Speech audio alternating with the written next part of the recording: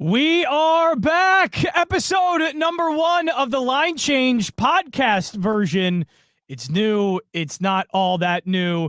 Of course, though, if I'm going to start up the line change, and I'm going to get into more details of what this is all going to be soon, but when I wanted to do this, I want to do it with guests. I want to talk to people that I haven't talked to as much because I used to do a show by myself and I'd have all these people to talk with. And now I don't have the time to do it until now. And one of the first people I wanted to do it with, Jeff Parles. Jeff, how are you doing?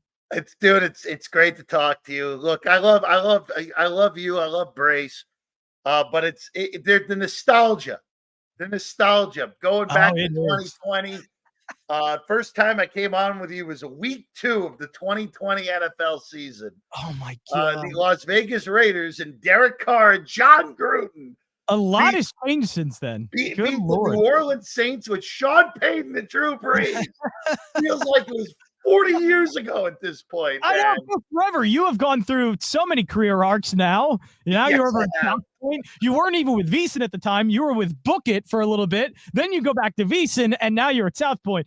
It's been a long time, but Jeff Parles, I cannot wait to talk with you. And we got plenty to talk about. Speaking of Sean Payton, by the way. Yeah. We had some things to talk about there. But Jeff, I do want to first, what do you get? Because you're at South Point right now. How are things going with South Point? Everything looks good. You had look, we're doing well. We're doing all you can ask for at this point. We really was.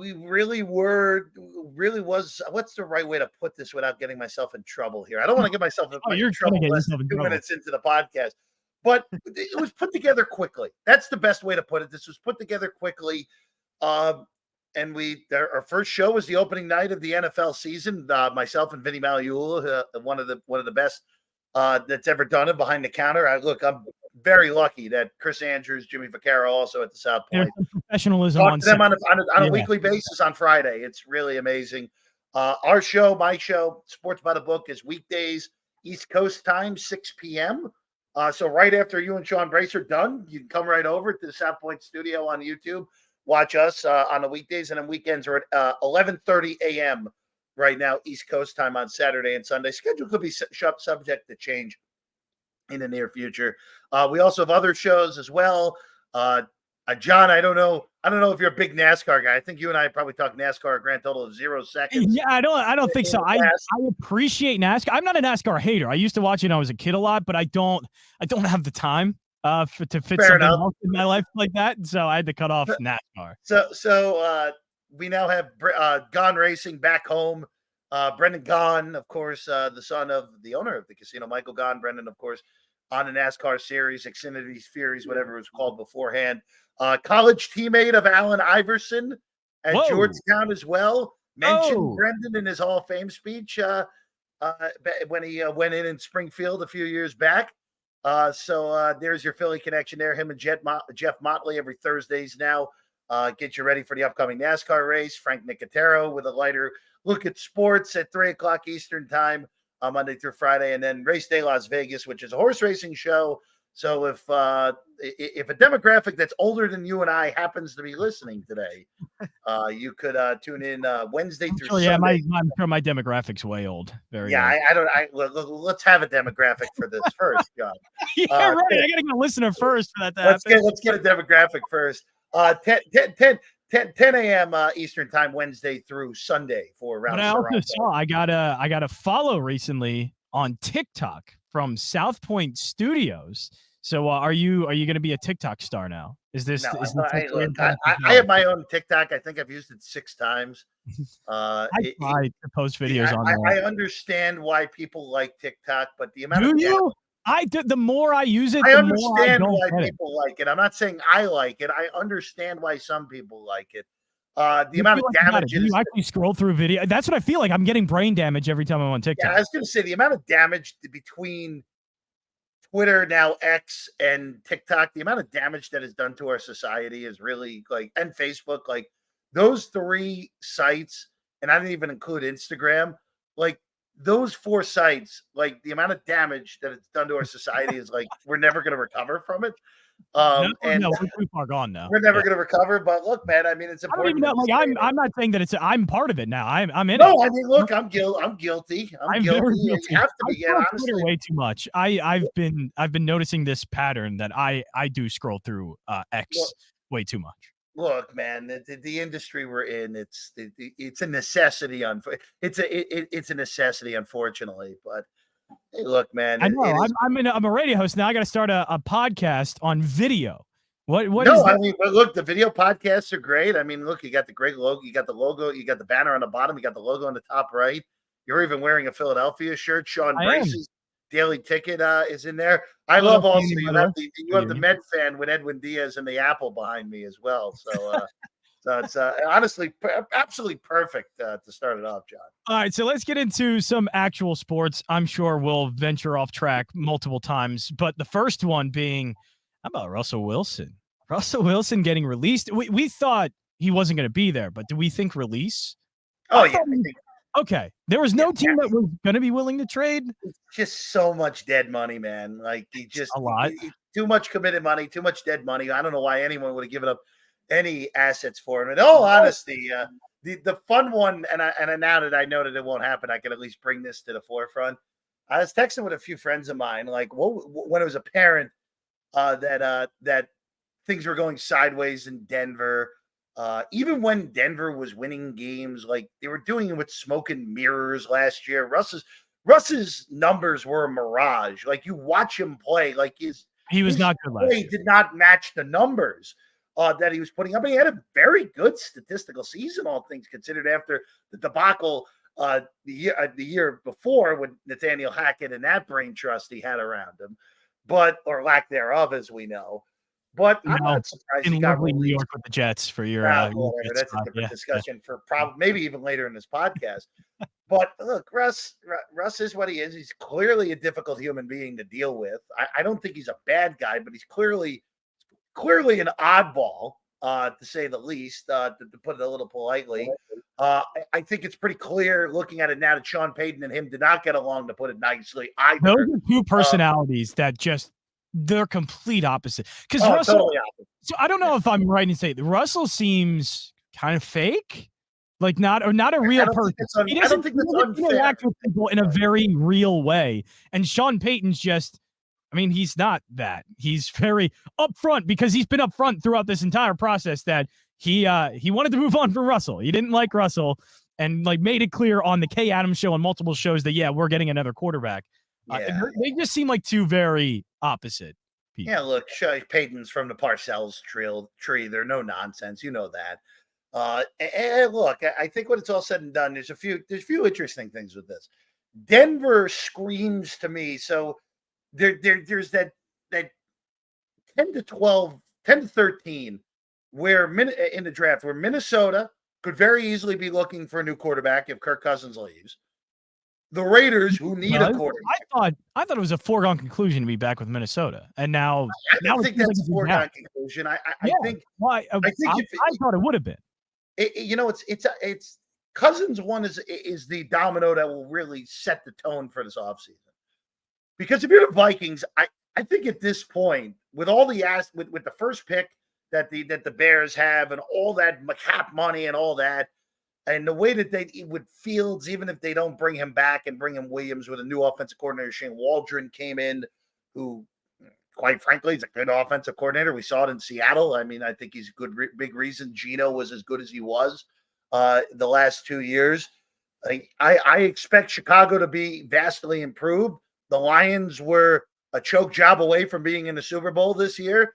And the Packers, I think, are going to be a very hot selection to win the NFC next year. So there's a legitimate argument to be made for Minnesota where you're fourth. You're the worst team in that division. You have to pay Justin Jefferson soon. Maybe it doesn't make sense to pay Kirk, even if it is a short-term deal. Look, you could get away with a 2-year deal, 1+1, something in that scenario with Cousins if you think he can compete in 2024 while the Bears are still trying to come up. And honestly, the NFC stinks other than a few teams. And the race for the 7th seed is still well in play in that conference. But he's the one that's interesting to me. He's obviously very happy in Minneapolis. He likes playing there. I think it's a great fit. He works in the offense well. He works great. And O'Connell, look, I know people like ragging on O'Connell at times, but the guy's a really good coach. I really do think that the fact that they were even in the race with Dobbs and Mullins and, well, the stupidity of putting Jaron Hall in that New Year's Eve game was what sunk them for good at the end. But what are you going to do? Desperation, you can do some stupid things, as you know, John. But oh yeah, I don't know. Atlanta makes so much sense for Kirk, though, because with that team with a quarterback last year would have won the NFC South easily. They had horrible quarterback play. You know my thoughts on Desmond Ridder. He's not an NFL quarterback. You didn't like all the red zone interceptions? You didn't like that? Yeah, look, the Falcons were my kryptonite, were my NFL kryptonite last year, betting wise. And Heineke Taylor Heineke is what he is. He's a perfectly fine backup. Where if he's playing more than 4 or 5 games, you're screwed. And he wasn't even that good in the games that he played this year. I did not like the Raheem Morris hire. I thought that was a little bit nuts. I do think Raheem really didn't like that hire. No, I look, he deserved it. He deserved to have another head coaching job at some point. But with the already known commodities out there for the guys who are out there for the Falcons. I mean, Mike Vrabel is out there. Jim Harbaugh was out there. Bill Belichick was out there. Those are 3 guys who have obviously Belichick is arguably arguably the best coach of all time. The Chargers are going to be a playoff team this year, I think, with Harbaugh, who, look, I know he's a nut job. I know people don't like him personally, but the dude is an amazing coach. Dude's good. I mean, he was in the Super Bowl with Colin Kaepernick. He should have been in the Super Bowl with Alex Smith when Alex Smith wasn't good yet. So he only has a 3-4 year shelf life because everyone's going to be driven crazy by him. Yeah, and I feel like that personality with Herbert, that will fit. That will work great. Yeah. It'll work great. And I think, look, I'm not saying that anyone will catch the Chiefs in the AFC because they were bad for 6 weeks, for a solid 2 months last year and still won the Super Bowl. Still nobody could.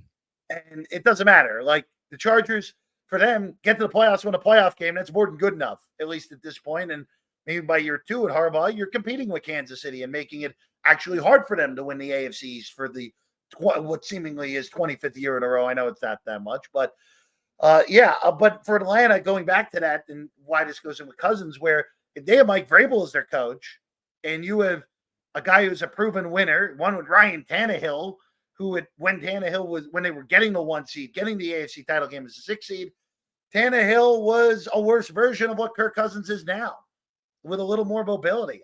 I just think that would have made the most sense. And even with a guy who I don't think, again, who knows, maybe Raheem ends up being the best coach in that division. And you have a guy in New Orleans and Allen who's terrible. You have a guy in Bulls in Tampa who I think is fine. I don't think he's good, but he's not as bad as I thought he was.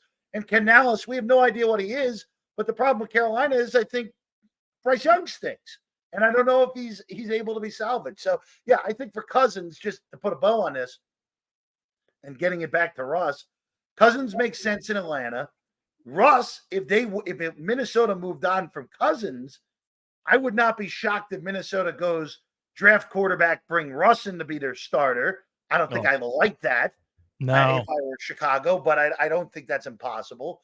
But I think for Russ, the Raiders are the only one that makes any modicum of sense at this point, where he can come in, start, have Michael Penix behind him, have J.J. McCarthy behind him. If the Raiders trade up, which around here in Vegas seems like there is interest in trading up to 3 for whoever happens to be there of May and Daniels, that makes a lot of sense. The Broncos, they just don't have a lot of draft capital to do the same sort of thing. Wouldn't shock me if Peyton likes a Drake May or Daniels, and they try to move up, but they just don't have as much draft capital as the Raiders do. So complicated. And again, it's not a division you want to be searching for your quarterback because you have obviously number 15 in Kansas City, and you have Justin Herbert, who I think I don't know. He's going to be good with Harbaugh. He'll be good. I agree with that. I think it probably saves it. Herbert was not good this past year, all things considered, but Kellen Moore's, again, with Brandon Staley, was not a good mix. Kellen Moore in Philadelphia, I think, will be better. As we I think that was just a shame for Kellen Moore because I think he was fine, but it was very clear that Brandon Staley needed to go, and that I think just hindered their entire season. Yeah, look, Staley's now a defensive assistant in San Francisco. But yeah, no, look, it's look for Russ, borderline Hall of Famer. Somehow never won an MVP, even though he very easily could have won it in was it 19 or 20? I guess it was 20 because that was one of Yeah, I think it Rogers. was 19. Was it It was 19? 20. I 20, think it was okay. 20. But I have to double check it. But it was one of those years where he had the big year and was the MVP for a while and then ended up not winning it. But look, I think at this point he's obviously not the same guy. He's a bottom tier NFL starter at best. And if he's going to be in somewhere as a backup, I don't think you want him around. So a whole lot of complexity with him at this point. It's funny that you mentioned because obviously wherever you just said with Kirk Cousins, the dominoes will fall in place, and now we know where teams will have to find quarterbacks, and there does seem like there's going to be this quarterback carousel. There's plenty of veteran quarterbacks available, and there are plenty of draft picks as well. JJ McCarthy's working himself up to be a projected first round and maybe top 10 to 15 draft pick. So there are so many options available at quarterback. And for some odd reason, a team like Pittsburgh is looking at the entire landscape and going, now we got our guy in Kenny Pickett still. We got him. That's ridiculous. How can Pittsburgh actually say when the quarterback landscape, as you just painted this portrait, there are players available. I know Russell probably isn't the best right now, but Russell's better. Anything is better than Kenny Pickett. And yet they're going, you know what? We're good. Well, Justin Fields seems to make the most sense if Pittsburgh were to go out and get a new quarterback. Him and Tomlin likes Fields. That has been reported that he's a fan of Justin Fields. I think Justin Fields can still be a good NFL starting quarterback. There have been rumors with him and the Raiders. I don't know why the Raiders would do that with Getsy there. Now, I think if I'm Fields, I wouldn't want to go play for Getsy again. For the Steelers, I mean, look, it's a little bit of a sunk cost at this point on Kenny Pickett, and he's older than so you just ride. You just keep using him until he's old for a third-year quarterback. He has not been particularly good. Of course, they've managed to backdoor their way to the postseason this year. They backdoored their way to an over 500 the year before. But look, they're in kind of a no-win situation. They're picking too far down in the draft to realistically get someone who you want. They're not going to trade up for a quarterback. And again, I think it's Fields. That's the guy. But look, I mean, if they run it back with Rudolph and Pickett, at some point they can't keep getting away with a mediocre roster and bad quarterback play. At some point, that's what you think until Mike Tomlin works his magic yet again, and they're somehow in the playoffs. 6-11, you would think, but I don't know, man. I feel it's is that the breaking point for them to realize, hey, we might actually need to get a good quarterback here? Well, I think if they go 6-11 and miss the playoffs, I think Tomlin would probably finally be out there, and they would finally go different. Yeah. Look, I think Mike Vrabel is going to be a wanted commodity next offseason. I think people are going to realize after he's been away from the league for years, like, wait a second, why did no one hire him after he was fired by Tennessee? And especially if the Titans aren't good this year with Brian Callahan and whatever they get out of Will Levis and that roster that I think is just dreadful. Yep, it's I think people are going to realize they're mistaken. Vrabel is going to be the hottest name next offseason. I really do. That'll be interesting. So moving from let's one more NFL thing because Jason Kelce retired. Obviously, it's a big thing. You're a Jets fan. You're from around the Philadelphia area, though. You have somewhat of an outside perspective. What have you seen? Because the city loves Jason Kelce. Sure. And Jason Kelce, we love him as a Philadelphia Eagle, and there's a great bond there between him and fan base. What's it like to see that from an outside perspective? Like, is this do people view Jason Kelce in what way? Or is he looked at it the same way of that he embodies everything Philly is? I mean, it's pretty hard to find as close to a perfect athlete to play in that city as him. I mean, it's crazy that I feel like everybody thinks that, even people outside of Philly. Yeah, I mean, look, I mean, I will say this though. I think if you put Jason Kelce in any city, I think he'd find a way to acclimate to that city and be the quote unquote perfect player for that city. I mean, you saw him at the tailgate in Buffalo. I mean, he would have been perfect up Oh, he there. would have been great in Buffalo. He would have been he would have been perfect in with either Actually, would that be one of the more fun? What would be the best quarterback center duo? Like, what quarterback would you want to pair with Jason Kelce?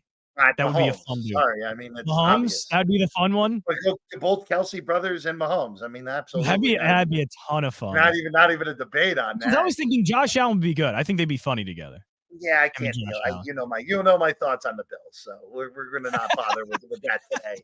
But no, I think for Kelce, he might have to wait, but he'll get into the hall. May take a little bit of time, but he'll get there.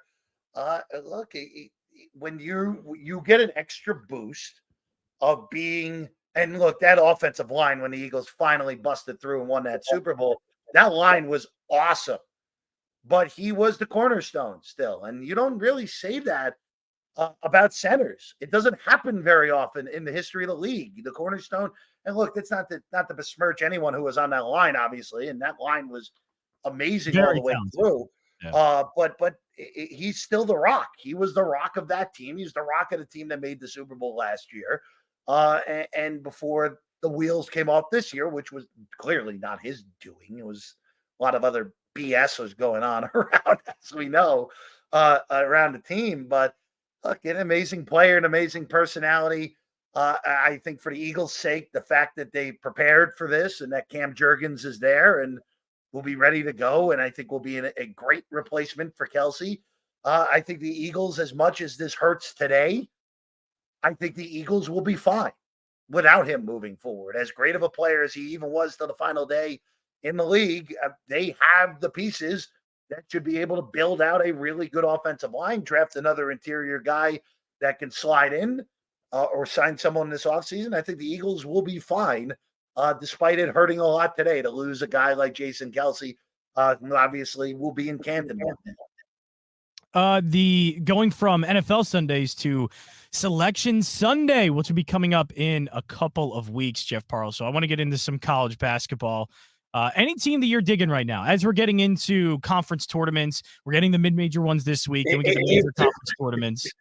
In what sense, John? Are we talking about? Is there a team heading in the tournament time that, you know, it doesn't have to be a team that you think is going to win the national championship, not best team, but a team that is now at the end of the season, we're getting into conference tournaments that you're starting to really like. For me, it's Tennessee. Tennessee has caught my attention. I am all in on Tennessee. I think that is a great roster. I don't care about the Rick Barnes stuff. I don't care that he doesn't win in the postseason. Jay Wright had the same thing that Rick Barnes did. Nobody thought Jay Wright would win a big game because he can't do it. He gets bounced in the second round all the time. And then guess what? Jay Wright ends up winning 2 national championships. Not saying Rick Barnes is Jay Wright, but Rick Barnes isn't that bad. And this is a good team that can score, defend well. I'm in on Tennessee. I can't believe you just insulted Jay Wright like that. I can't believe you just did that.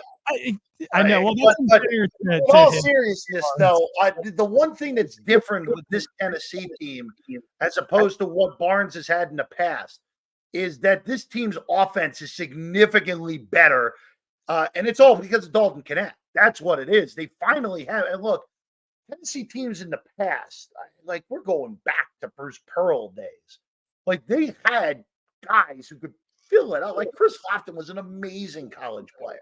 Like I'm almost going back 15 years now, but they haven't really had that guy. All right, give him the ball, and look, they had great. They get Grant Williams, Admiral Schofield. They had really good players under Barnes, but they've never had a guy who was like, all right, he's going to give us 20 every single night. And his good night, he's going to give us 30. And that's the type of player where you can go on a deep run in March with a guy like Dalton Knecht as your best guy. I'm actually going to look, the obvious choice is UConn, defending champs. They're dominant in the Big East. They're deep. They're well coached. They're great on both sides of the ball. They have an elite big. They have an elite guard in Tristan Newton, your guy, of course, John, and clinging inside. They are really, really good. They are the best team to me at the moment. That's not the besmirch Houston, who has exceeded all my expectations going into the Big 12. I thought there would be a little bit of a bumpy road. There really hasn't been for them. They've been great. They're clearly the best team in the best conference in the country. They are well earned a 1 seed and could very easily end up as the number 1 overall seed if UConn and Purdue get bounced early in the Big East and Big Ten tournaments, respectively. Purdue, I know people want to get after them because of the worst 3-year run ever of NCAA tournament losses. What they're on right now, the 13 seed in the de facto home game to North Texas, losing to a 15 in the Sweet 16 in St. Peter's, and then of course last year when they lose to FDU, obviously they just can't play teams from New Jersey. So that's the kryptonite, New Jersey basketball. Just find a way to avoid Princeton, who will well on their way to go to the dance again as the best team out of the Ivy. If you're Purdue, if Princeton makes the tournament, Princeton should be a 10 seed, but that's a different discussion for a different time. But if we're not going with the 1 seeds, Tennessee right now, I think actually deserves that 4th 1 seed, John. I think so. I'm going to go to the same league as you, and I'm going to go with Kentucky. And I know people are going to get scared by Kentucky. So you're still holding up. Why is that? Because I guess to me, I see, it's the inconsistency, the bad losses, bad defense. That doesn't usually play in the tournament, or at least those are teams we usually don't pick, right? Especially bad defense. Yeah. But why is this the team that maybe be? And I'm not saying you're wrong. It's just I feel like everybody is thinking this about Kentucky. That's the thing. Like, it's a market inefficiency almost because their numbers defensively are just so bad for a Power 5 team and a high-end Power 5 team that people get scared off of them.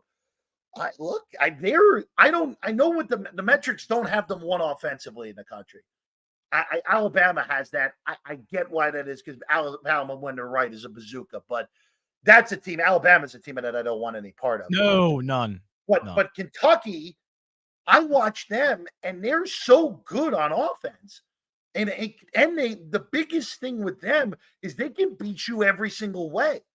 That's the way when you have an elite offense that can beat you from the perimeter, from the inside, from the dribble kick-out move, from 3 different guards. I mean, ball handler-wise, Dillingham, Reeves, Shepard. It looks like there's not many times in college you'll see an offense so wide open. Like Kentucky is almost an NBA-type offense. There's a lot of great spacing, a lot of great shooters.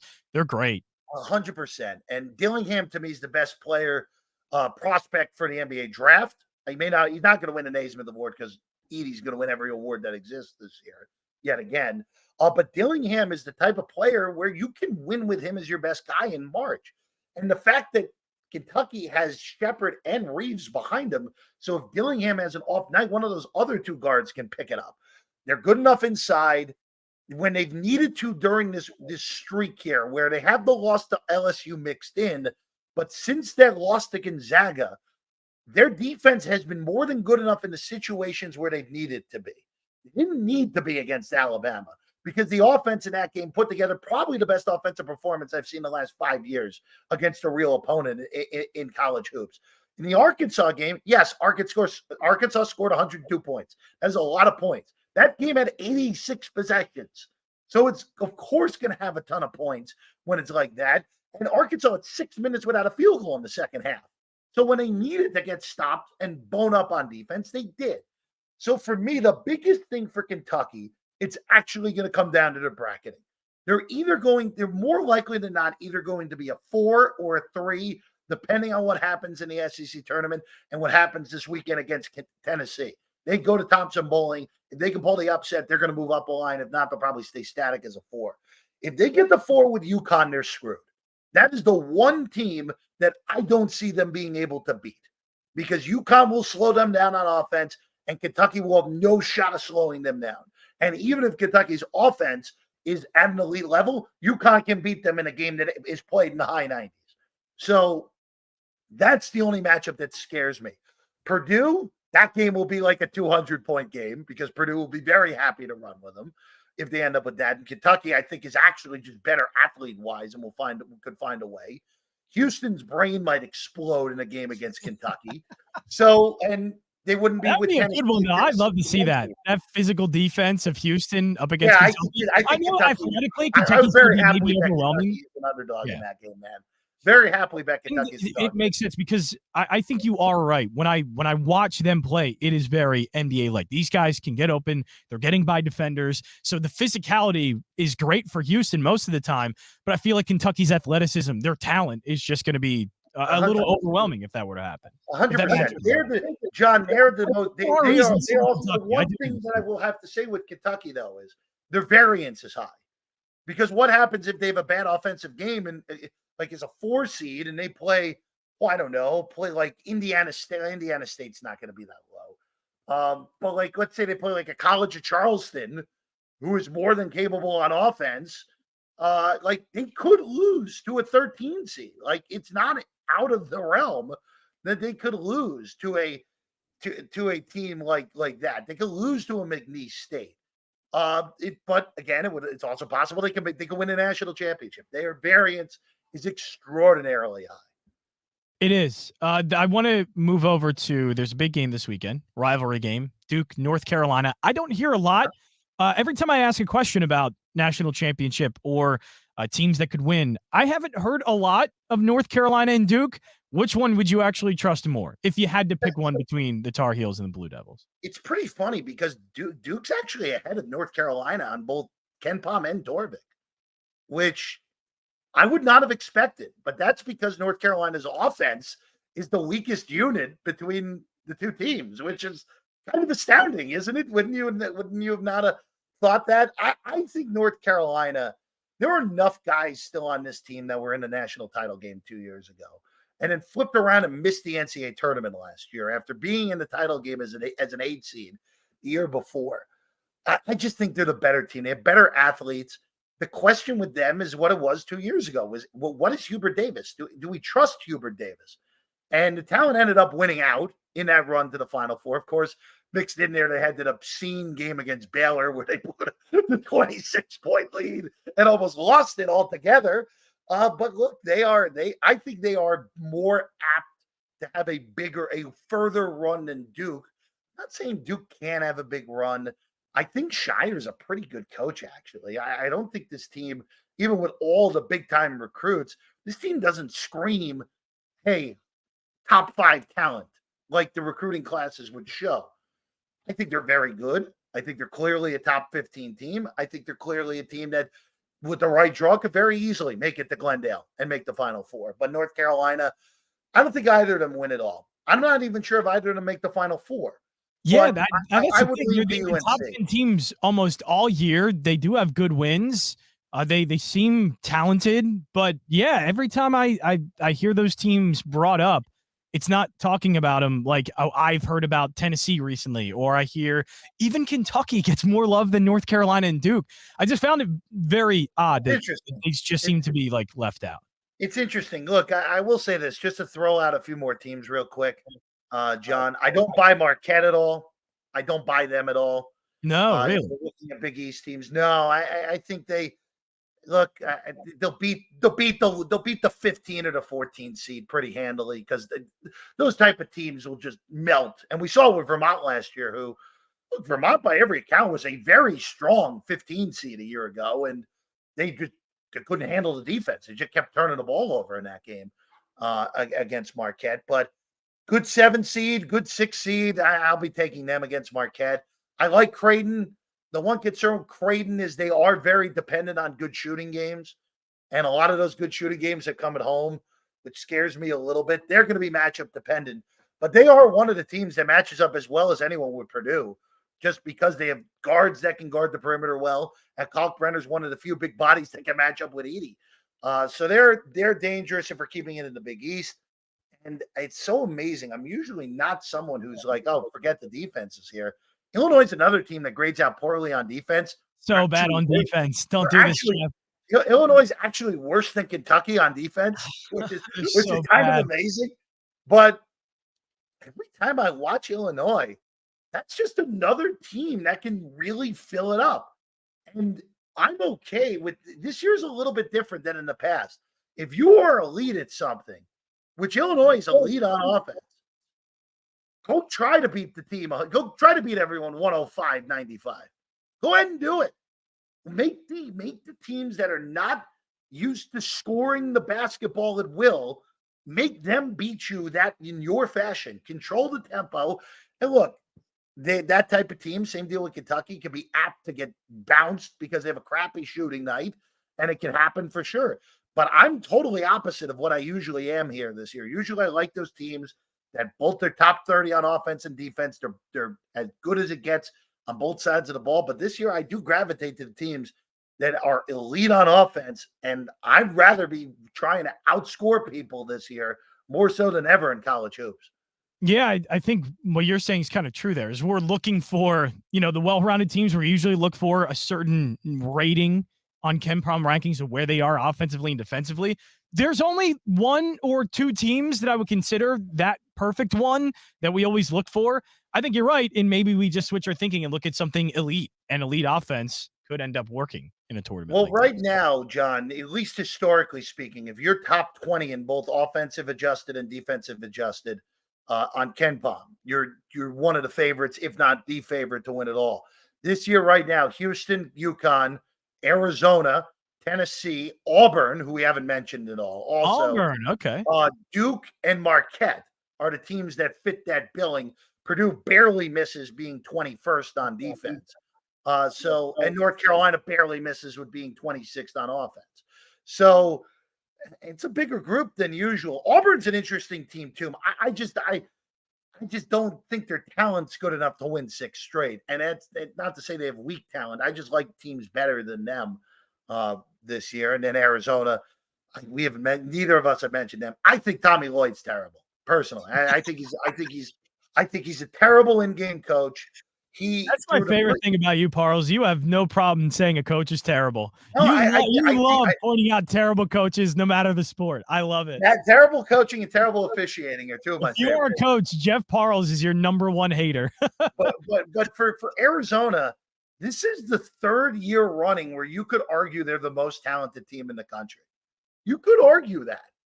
And 2 years ago, they get the 1 seed. I had all sorts of Arizona futures that year because every time you watch them play, holy crap, this team is the most talented team in the country by a wide margin. The only thing with that team I didn't like was with Kirk Cousins drove me crazy. And I actually thought his injury that year actually kind of helped them a little bit. Obviously, you don't want a kid getting hurt, but I thought the team was better without him on the floor. And he didn't play much in that NCAA tournament and didn't really matter because Houston just broke their brains in that Sweet 16. And Arizona couldn't do anything on offense. And that's coaching because Kelvin Sampson's an amazing coach and Tommy Lloyd failed miserably in that game. Last year, you can't lose that game to Princeton. Under any circumstance, can't lose that game, especially in a game where Princeton couldn't make shots. You remember, Princeton was awful from 3-point range in that game, and Arizona still lost the game. That's all coaching. And this year, just look at what they've done this year. You look in the Pac-12, okay? Yeah, they got the great out of conference. They have the great win at Cameron Indoor against Duke. I don't think Duke was the same team at that point. They beat Alabama, which was not overly shocking because Alabama didn't hit their threes that game.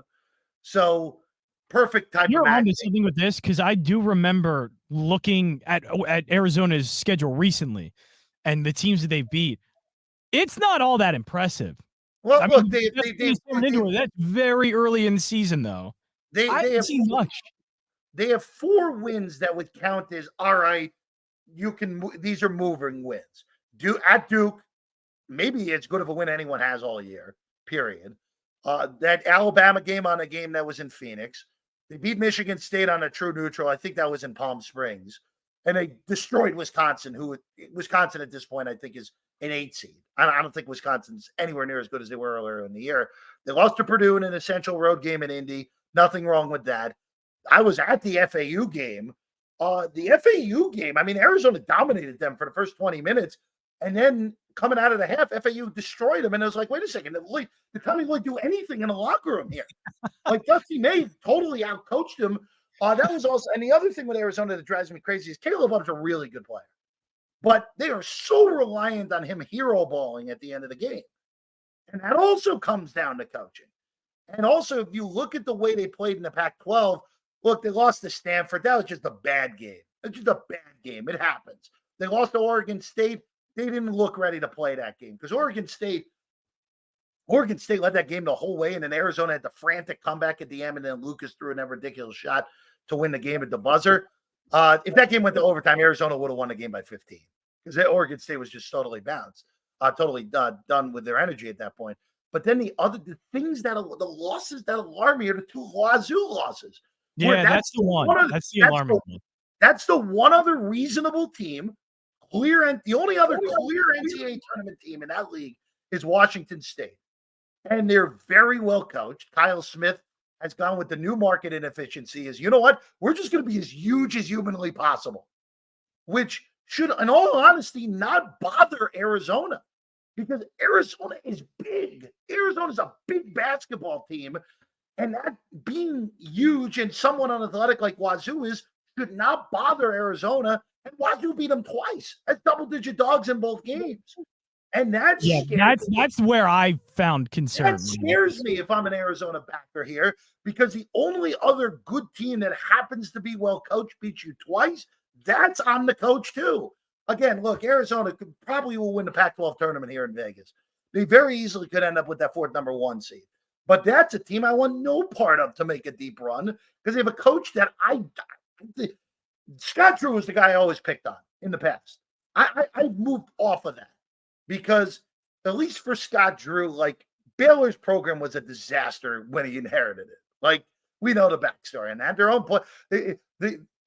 Their own teammates were murdered each other, and that's in Baylor. That's what he inherited. He inherited that big of a mess, and now 15 years, 20 years later, like they're a consistent power with a national title in Waco, Texas. Tommy Lloyd is one of to me, Arizona. I mean, if I were an 18, 19-year-old kid, like Tucson, Arizona is an amazing place to go to school. The weather's always great. It'd be too nice of a place to go to school. I would be very distracted easily. Well, I mean, look, I was already distracted just being at East Carolina. You were distracted in Greenville. I was distracted in Columbia, Missouri. I mean, Columbia, Missouri was distracting. Yeah, look, what was there to do in Columbia? I mean, again, Greenville's like Columbia, a Missouri's a great college town, in Eastern North Carolina. Is. But look, I will say, Arizona, there are very few programs in the country that are better than Arizona, like on the surface. And to Lloyd's credit, remember, that was messy when he got there. That Sean Miller had him all in the NCAA problems, all that stuff.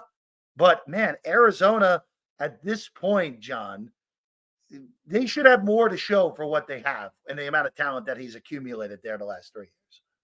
All right, Jeff, last questions for you. And of course, it's got to be food related. So the Phillies took away Dollar Dog Night. So I want to ask you some hot dog questions. First of all, ballpark hot dog, overrated or underrated? Depends on the ballpark. Ooh, is there a specific ballpark that you're talking about? I know it's a cop-out, but it depends on the ballpark. It depends what quality of hot dog you're getting. Am I getting the one that sat in the water for 14 hours and is gross? Or am I getting the one? Yeah. Or am I getting the one that's freshly off the griddle? Like if I'm getting the good one that's freshly off the griddle, hell yeah, awesome. If I'm getting the one that's been sitting in the water and comes basically as like a steamed mystery meat, no, it's not that good. So it all depends. I actually will say I love a good ballpark hot dog. I'm going overrated because sausage and peppers are better. The sausage and peppers. I can't. You know what? I can't argue with you on that.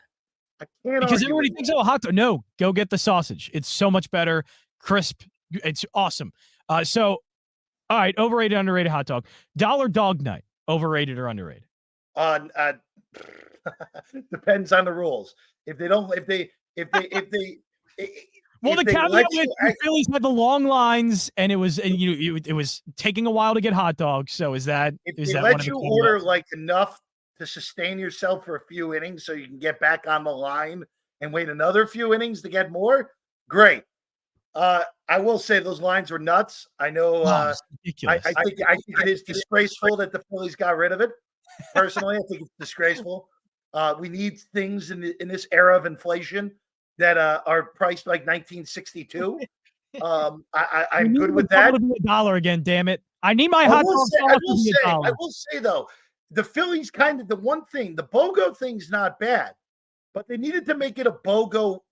Make it closer to the dollar dog. Make it like BOGO for $3.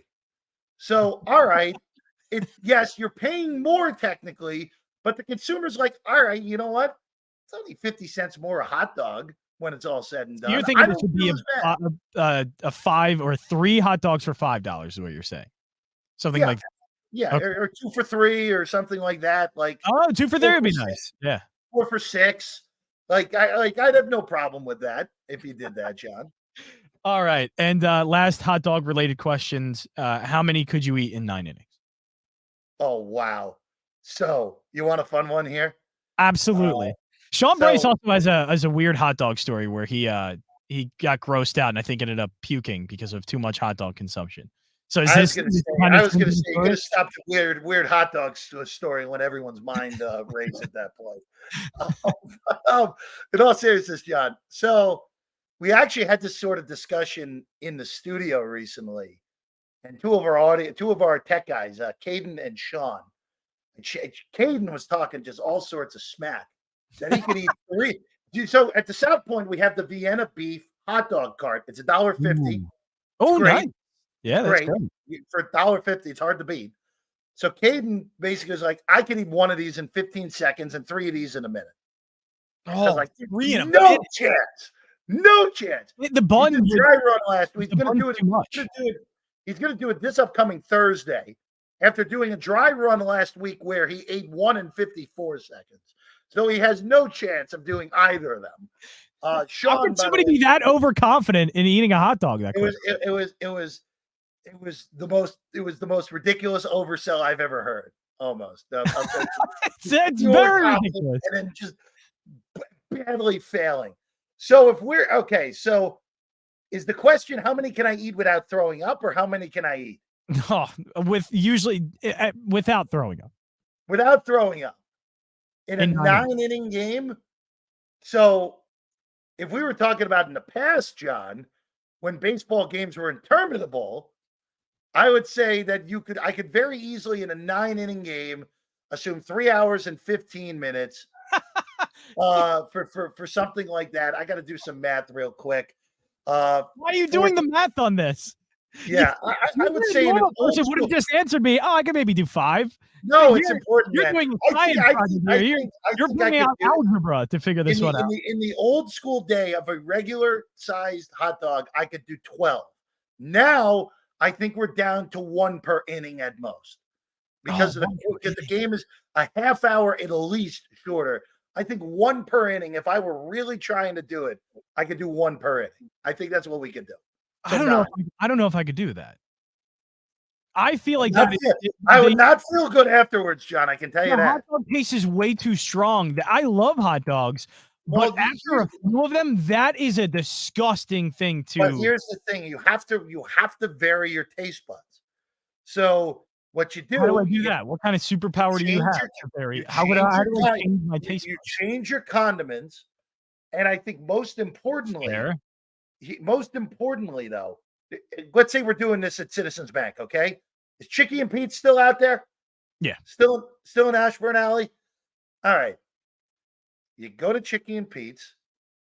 You make sure that at least 2 of your dogs has the cheese on it from Chicky and Pete's that you get with the crab fries.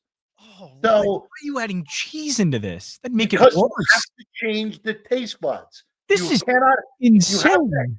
You have to have as many different toppings as humanly possible. Like I would even consider but cheese is another strong taste. I know, but you do that, you time it out. You at least start with the relish, you start with the mustard, you mix in the cheese later on when you're feeling okay after a little bit of time. But I think, look, realistically speaking, John, yeah, I think 9 is the number. I think if I didn't want to feel in distress, I think 6 is the number. 9 is the number in distress. 6 is the number where I feel like, okay, I can still be all right. I think you're overshooting that way too much. What would you go? You go 5 or 4? I could probably do 4. I've done 3 before, and I probably could have had another one. But again, I was younger then, I was a growing boy. So you're not wrong, man. It's important. It's an important distinction. Now, gut health, I got to be conscious about it. I'm turning 30 this year, Jeff. So I got to worry about these kind of things. Wow. Yeah. And so I don't know. I think 3 or 4 hot dogs for me would be about it. Okay. Fair enough. All right. Fair enough, John. You're unreasonable. Jeff Parles, thank you for, I thought, by the way, happens all the time. I thought we were going to do 30 minutes. We have done close to 50 minutes of this. Thank you, Jeff Parles. This is the reason why I needed you to be the first guest on the line change. We very easily could have done more. And look, John, I know. I know we'll do it in the future. We got March Madness coming up. We got a lot of fun stuff coming, but it's a pleasure, man. Always love chatting with you. And again, where can they find you and all the stuff you're doing at South Point with all the Jeff Parles on the tweets, SoPost Studio LV on Twitter for the studio. If you're not a subscriber already on our YouTube page, it's free. South Point Studio on YouTube. Click the subscribe button. You'll get all of our great content. Our show's Monday through Friday, at least for mine, Sports by the Book, 6 p.m. Eastern time, Monday through Friday, and 11:30 in the morning on Saturday and Sunday. Thanks again to the great Jeff Parles, doing awesome things over there at South Point Studios. So thanks again to him for coming on. And this is the type of reason why I wanted to do and bring back the line change. So I've been doing a show with Sean Brace, Daily Ticket, Monday through Friday, every Monday through Friday from 3 to 6. The show's been going very well, and I love co-hosting it. It's the first time I've ever had a co-host. So I love it, and I'm having a blast doing it. But there are some things that just I like doing with my show that won't work because Brace and I are very good doing the show for 3 hours. We have some guests, but I used to have a lot of guests on. I used to talk to a lot of different people. When you're doing a show solo, Monday through Friday, 8 to 11 p.m., you start to get a bunch of people to come on and help you out with the show. And I had that, and then it kind of went away. And I haven't talked to some people that I would really like to talk some sports with, talk movies with, whatever the case may be. So I started it up for that reason, and I think that was just a great example of why 50 minutes with the great Jeff Parles. Also, the second one being, I want to talk movies. And I don't know if the Daily Ticket is the platform to do so at The Gambler. I do some movie stuff, but I really want to dive more into that part of what I do. It's something that I want to talk about. I write letterbox reviews a lot. I watch movies, at least 3 or 4 movies a week. I want to talk about it, damn it. So I figured, hey, a podcast that is my own would be a great place to do it. So we're going to talk more movies on this. It's going to be a mix of sports, mix of movies, still a lot of betting, Philadelphia-centric as well. It's going to be basically just me. It's all of what I like to talk about. And I'm doing it all in one podcast. So I'm very excited for that. Make sure to download wherever you get your podcast. Download these episodes, rate, review, subscribe. It is on Apple Podcasts. We still have the line change up from when I was doing it daily on The Gambler. So it's still up there. We're going to be using that feed. So please, if you can, the line change, Apple Podcasts, rate, review, subscribe, and subscribe to our YouTube channel. The video is going to be out as well. Please, the YouTube channel has been doing a very, very good job. And I think this podcast is going to be a lot of fun to put on the Gambler YouTube as well. So please do that. Subscribe to all of those. And welcome to the Line Change 2.0. I don't know if I'm going to call it that, just the Line Change, the podcast version. So we talked along with Jeff Parles there. So I won't go long on my movie segment. I'll get to the bets always at the end of the show, or bets for the next day. So let me start with my Dune 2 review. Everybody loves this movie. It is now the new Oppenheimer and Barbie were the 2 big movie spectacles of the year in 2023. It looks like this one's going to be, I don't know if it's going to be as big of a hit, but it's already surpassed the Oppenheimer number in the opening weekend for box office. So this is the big movie event of the year. It's probably going to be the biggest of the year in terms of spectacle, in terms of reach, in terms of how many people watch it. And a lot of people love it. I was not as bullish on it as I thought I was going to be. The first Dune, it's a very character-driven human story that takes place in this sci-fi epic kind of space odyssey film. And I loved it. And I thought it was something that, if done right, it was going to be something special. This could have been a really cool new trilogy that was going to be made. We don't get many great sci-fi trilogies anymore. You know, I like sci-fi, but I thought The Creator, for example, was going to be big. It didn't end up being that great, and it was a disappointment. So sci-fi movies have been disappointing. Dune Part 1 was not. I loved the first Dune.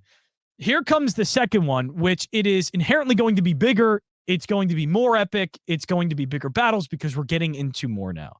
And I don't want to spoil anything, but for that to happen, and this particular moment took place at the end of Act 2.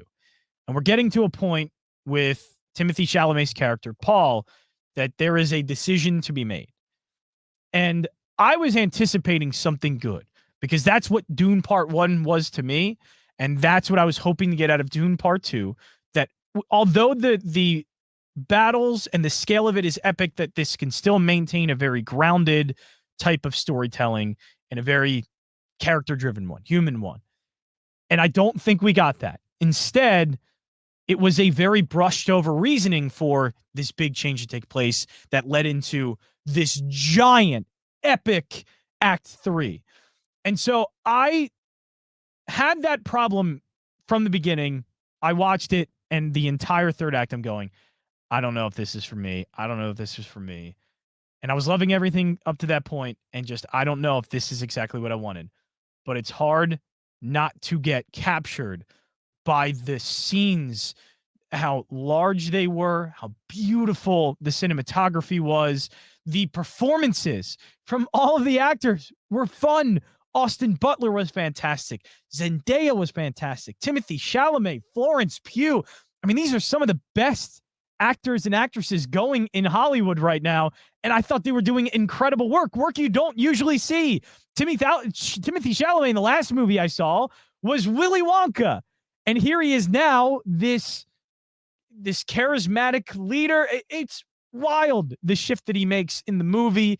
And it's wild to see the range that he has. And he nails it. And he does so well. It's hard not to get caught up in the Hans Zimmer score. Worms, these giant worms that they're riding. Everything was done so well, like a typical action movie. But instead of what I thought we were going to get, a very, I hate to say mature, but just, again, more grounded human story, it turned into something different. I don't know if it's all that bad. If you want a recommendation, hell yeah. See this in IMAX. See this on the biggest damn screen you can find. This deserves to be seen. It is a great popcorn cinematic movie that you should see in theaters. But it turned too much into something akin to, I guess, a Pirates of the Caribbean or whatever. Not generic action movie, but something that's a little bit more action-oriented, that is a little bit more, not lighthearted, but just wasn't as deep as I wanted it to be with this narrative.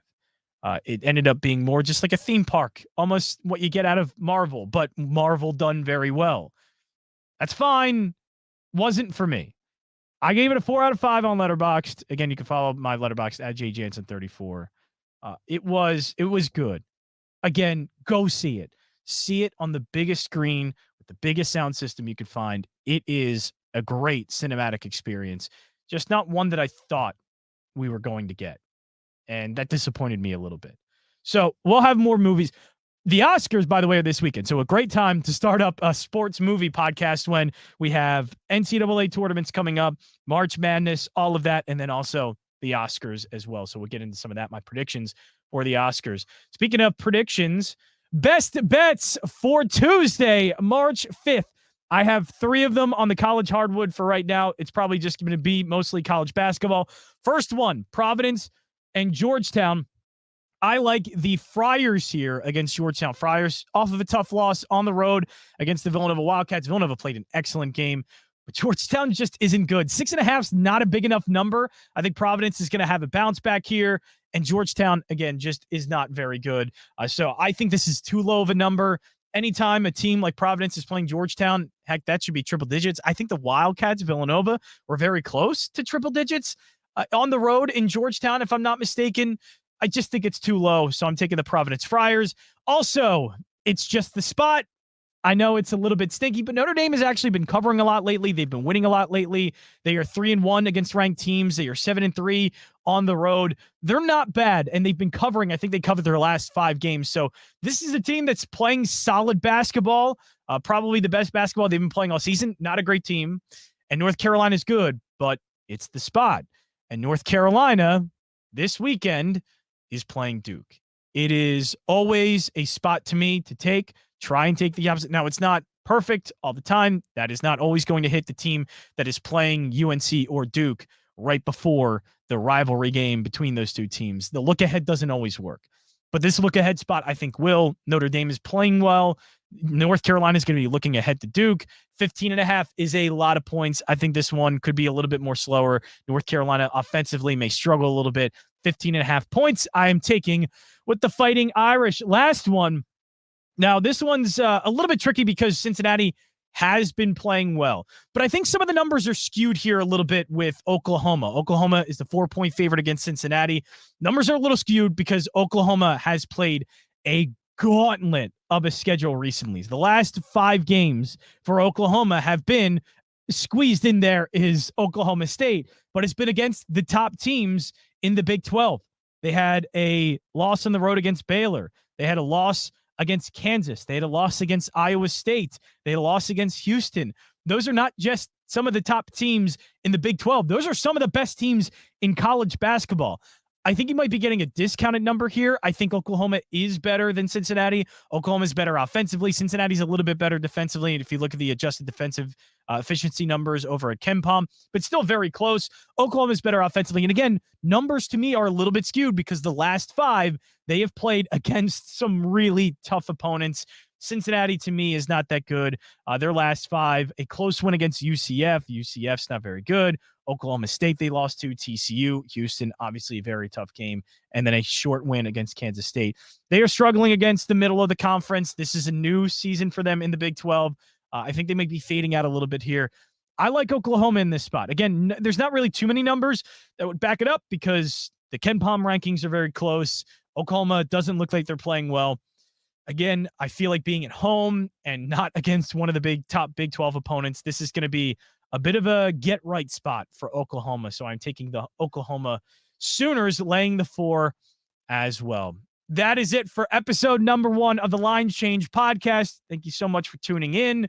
If you can, again, please make sure to go to the podcast of your choice, the podcast or viewer of your choice, wherever you get your podcasts. Make sure to rate, review, subscribe. That would help out so much in growing this new thing, this new venture for me, digital and video podcasts. Not my thing, radio host, and here I am trying out something new and hopefully going very well. Thanks again to Jeff Parles. You can follow him at Jeff Parles on Twitter. And again, you can follow me at JJansen34. Also, be sure, YouTube channel, Fox Sports The Gambler. Subscribe. Thanks again for checking out the Line Change podcast, episode number 1. We'll be back for Tuesday, a little bit shorter of a podcast, or Wednesday, excuse me, a bit shorter of a podcast. So the schedule is going to be Tuesday, guest, Thursday, guest. Those are the longer podcasts. Then we'll go a little bit shorter, 15, 20-minute or so podcast where it's just me going through whatever topic it is, and then also getting you the bets for today. So it's Tuesday all the way to Friday that we're going to be doing it. And Tuesday, Thursday shows are going to be long form, and Wednesday, Friday, a little bit short form, mostly just, again, topic and bet. So thank you for checking out the Line Change episode number 1. Hopefully the new venture, things will be a little bit more smoother, but for now, I think episode number 1 went very well. Episode number 2 coming up Wednesday on the Line Change.